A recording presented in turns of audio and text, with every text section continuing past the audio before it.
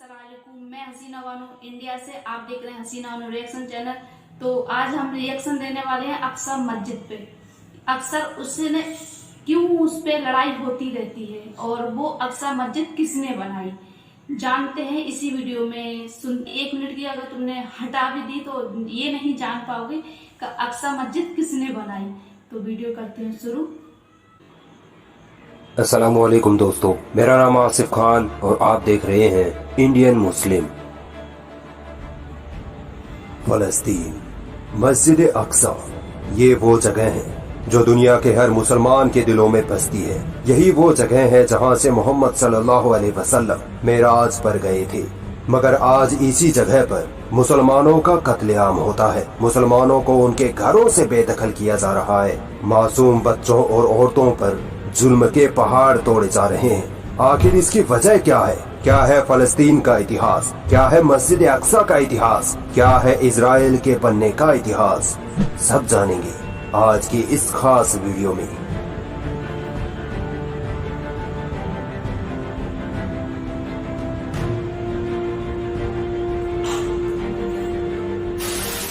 दोस्तों, मस्जिद अक्सा की बुनियाद सबसे पहले आदम अलैहिस्सलाम ने रखी थी। बुखारी व मुस्लिम की हदीस में है कि हजरत अबू हुरैरा रज़ियल्लाहु ताला अन्हु ने एक बार रसूलुल्लाह सल्लल्लाहु अलैहि वसल्लम से पूछा कि दुनिया की सबसे पहली मस्जिद कौन सी है? तो आप सल्लल्लाहु अलैहि वसल्लम ने जवाब दिया, मस्जिद अल हरम। फिर हजरत अबू हुरैरा रज़ियल्लाहु ताला अन्हु ने पूछा, इसके बाद?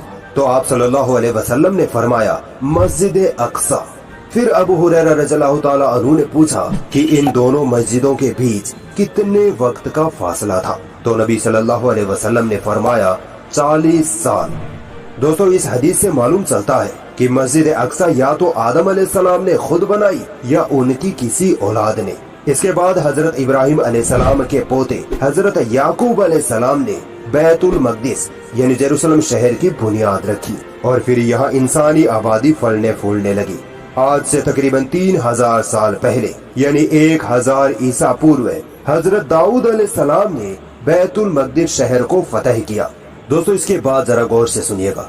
दाऊद अलैहिस्सलाम के बेटे सुलेमान अलैहिस्सलाम ने आदम अलैहिस्सलाम के वक्त की बनी मस्जिद अक्सा को दोबारा तामीर किया। यही वो मस्जिद थी जिसे आज यहूदी सोलोमन टेम्पल या फर्स्ट टेम्पल कहते हैं। यहीं से सारी कहानी शुरू होती है।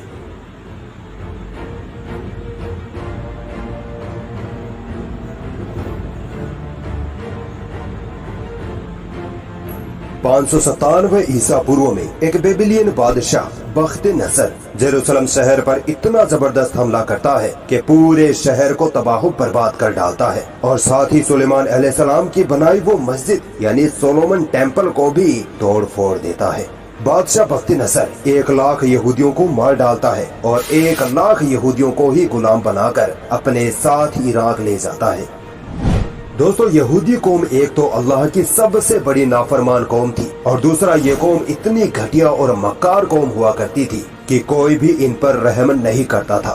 खैर, बादशाह बख्त नसर के हमले के सिर्फ 100 साल बाद ही यहूदी कौम उसी जगह एक और मस्जिद बना लेते हैं जिसे सेकंड टेम्पल कहा गया। यहूदियों की दगाबाजी, मक्कारी और सरकशी जब ना रुकी तो अल्लाह ने इन पर एक और अजाब भेज दिया।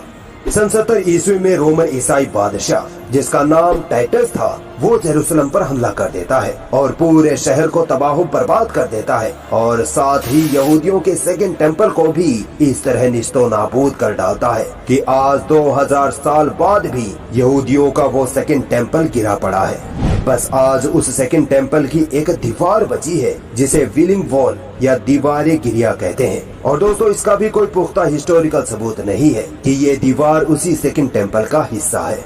इसी दीवार के आगे यहूदी अपने माजी को याद करते हुए रोते बिलखते रहते हैं। सन 70 ईस्वी में रोमन ईसाई बादशाह टाइटस के जेरूसलम शहर फतह करने के बाद से ही वहाँ ईसाइयों की हुकूमत कायम हो गई। ईसाइयों ने यहूदियों को अपना गुलाम बना लिया। यहूदियों को जानवरों से भी बदतर जिंदगी जीने के लिए मजबूर कर दिया। यहाँ तक कि ईसाइयों ने यहूदियों को उनकी इबादत गाह यानी मस्जिद अक्सा में घुसने पर भी पाबंदी लगा दी। यहीं से यहूदियों का डायस्पोरा मूवमेंट शुरू हुआ, यानी यहूदी ईसाइयों के डर से जेरूसलम शहर से निकलकर दुनिया के अलग अलग इलाकों में जाने लगे। 270 ईस्वी में टाइटस के हमले के तकरीबन 550 साल बाद जेरूसलम शहर में मुसलमानों की हुकूमत कायम हो जाती है। ये वो वक्त था जब पूरी दुनिया में मुसलमानों का रोब दबदबा बढ़ता जा रहा था। बड़ी बड़ी सल्तनतें भी मुसलमानों की ताकत से घबराती थी। सन 637 ईस्वी में मुसलमानों ने जेरूसलम शहर फतेह करने का इरादा बनाया। जंग की तैयारियां शुरू हुई, फौज कायम की गई, मगर जेरूसलम की ईसाई हुकूमत का गला मुसलमानों की ताकत के डर से पहले ही सूख चुका था। इसीलिए ईसाइयों ने बिना जंग के ही मुसलमानों के आगे घुटने टेक दिए और जेरूसलम शहर को मुसलमानों के हवाले करने के लिए तैयार हो गए। इस समझौते में ईसाइयों ने कई शर्तें रखी, जिनमें से 2 शर्तें बड़ी अहम थी। पहली शर्त ये थी कि मुसलमानों का खलीफा यानी हजरत उमर रज़ियल्लाहु ताला अन्हु खुद जेरूसलम आकर ये समझौता करे, और दूसरी शर्त ये थी कि यहूदियों को ना तो जेरूसलम शहर में बसने दिया जाएगा और ना ही यहाँ उनको इबादत करने दी जाएगी।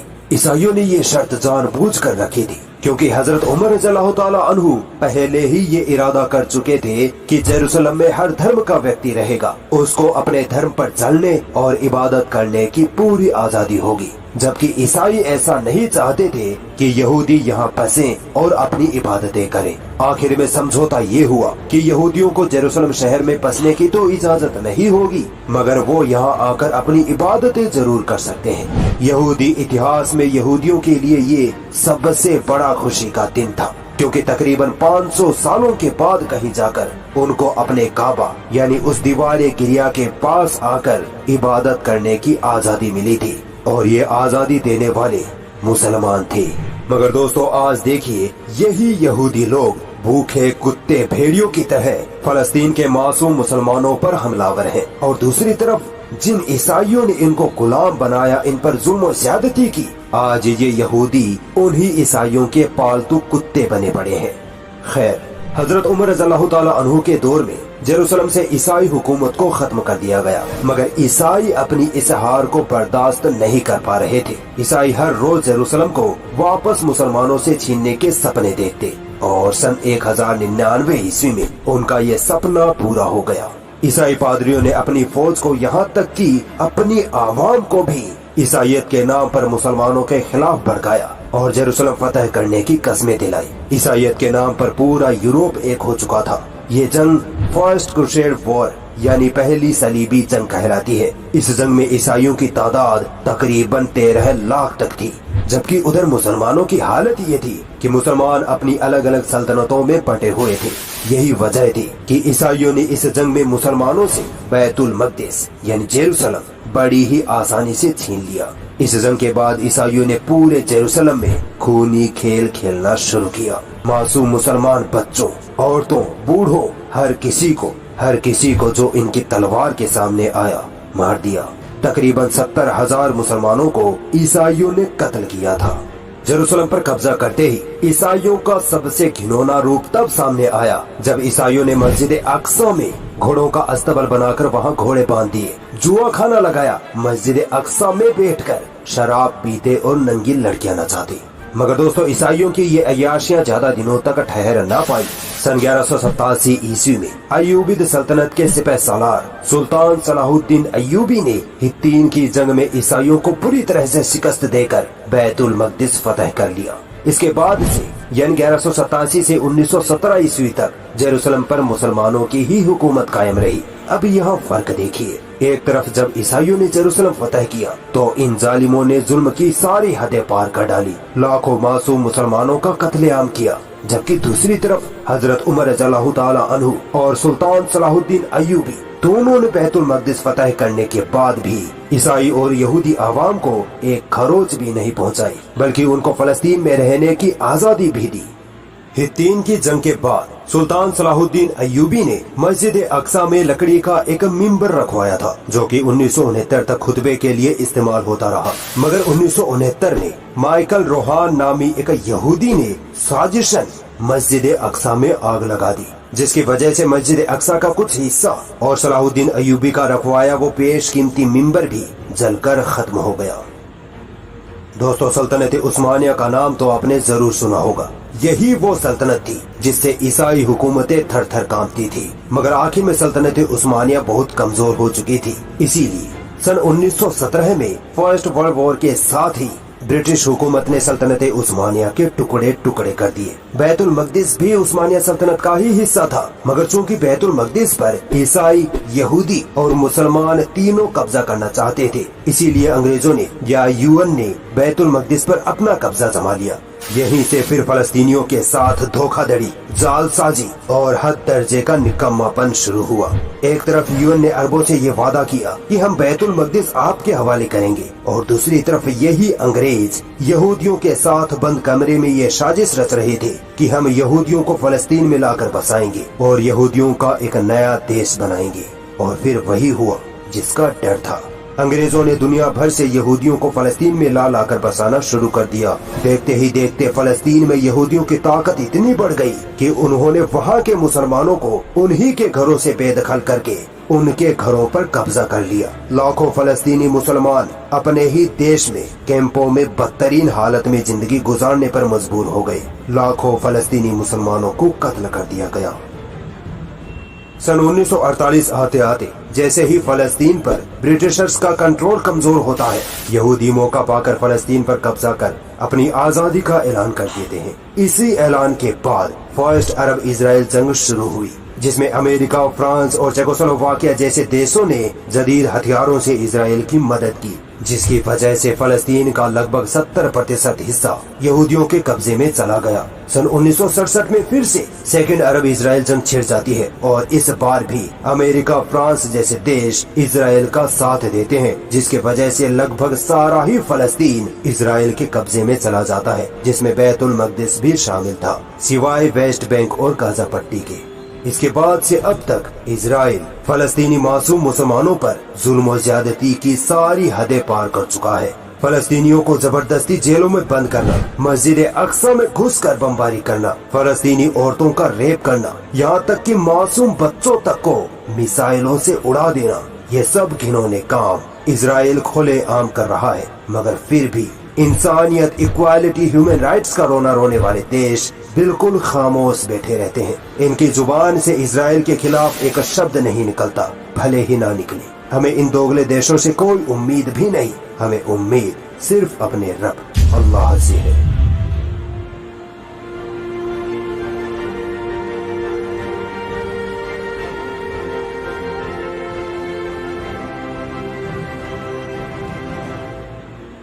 पहला काबा अक्सा मस्जिद ही हुआ करती थी।